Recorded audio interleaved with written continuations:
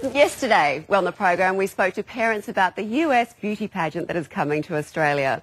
We met the toddlers involved in all the glitz and glam, but many are unhappy about the pageant, saying they are a dangerous over-sexualisation of children. Next Tuesday, protests are being held all over Australia. Two women who are very opposed to the pageants, body image expert Dannielle Miller and teacher educator Sharon Witt, join me now. Good morning, ladies. How are you? Well, thanks.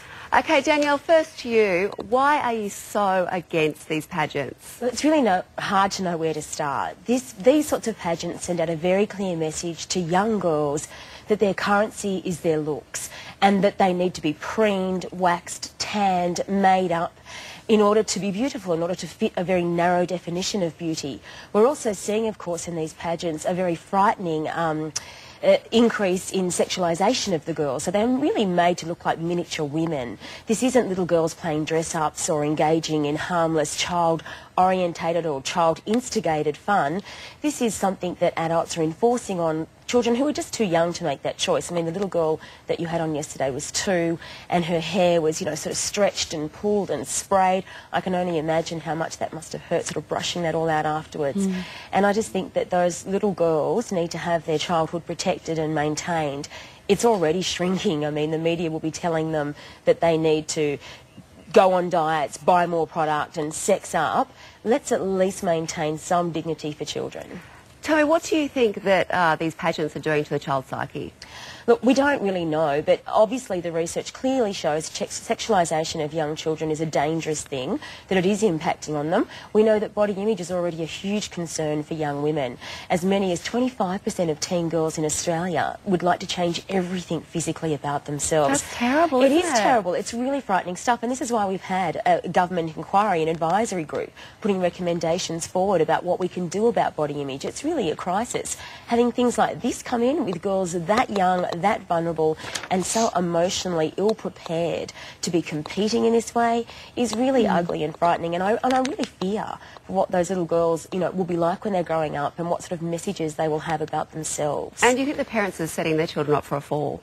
Well, they are. I mean, one of the mums you had on yesterday said that, for her daughter it was quite a happy experience because she won, but she's now seen that had she not won, that could have been quite devastating for her daughter. I don't think there are any winners in a pageant that asks little girls to parade and compete based on their looks. We know that all women in our culture, unfortunately, are very much judged on their appearance and asked to fit a narrow definition of beauty. Surely, as a society, we should be saying, let's not allow this to creep into the preschool set. I totally agree with you. Sharon, what are your views? I couldn't agree more with Danny's sentiments. I mean, we are dealing here with young toddlers who really don't get a say. They might say, oh, yes, I'd like to go in the pageant, Mummy, but they really are really put in a position where they're not able to make a conscious decision about whether they want to be primped and put through all this. And, I work with a lot of girls every day, and especially teen girls, and the children that I have been talking to recently they're actually really up in arms about this as well. They say it's just awful and they wouldn't want to put their own children through these sorts of pageants. And I think we need to listen to the girls as well who just say, look, no, we don't want this in our society. We're spending so much time trying to educate our girls that, it's about what's on the inside, and it's, that these images in the media are toxic to them. We're trying to work against this, and this just goes against everything we're trying to teach our girls, that, as Danny said, that this is not their currency. Yeah, these are quite adult cosmetic treatments that they're doing as well, aren't they? I mean, they're getting hair pieces, fake eyelashes, spray tans. In the States recently we heard of an 8-year-old having Botox. I mean, these aren't girls just playing dress-ups, are they? No, this is not just girls playing dress-ups. I mean, my daughter would, maybe put on some of Mum's clothes and maybe sample with a bit of makeup. But we're talking here about waxing. We're talking about using fake tan and putting hair pieces in. This is not just a case of girls just playing dress-ups. This is a case that has gone, this is too far, and we have to stop this. It's just ridiculous. And, who knows the damage this is going to do to the girls in the future. If this is what they're being put through now, what's that saying about how they put themselves against each other and how they, will find their currency in being beautiful. I mean, they will start to look at themselves and think, okay, I don't measure up. And to both of you, do you think this sends a message to the child that they're not enough how they are, that they need to have all these additional things put upon them? Of course it clearly does. And the other thing is that this isn't harmless fun either. There is hard cash involved. It's hundreds of dollars to enter a child in a competition like this. We know that mothers spend thousands of dollars on the outfit, and there are thousands of dollars up for grabs. So that also is deeply concerning to me, that we're selling out on childhood and selling out on our children.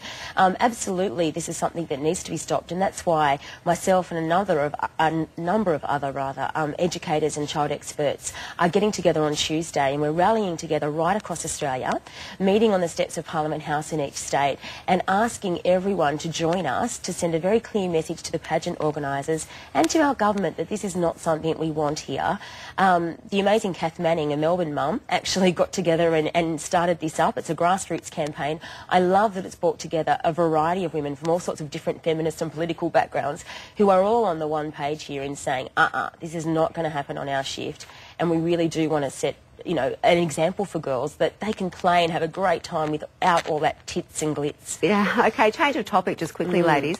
There was an article in the paper today that said that part-time, full-time mums are a thing of the past.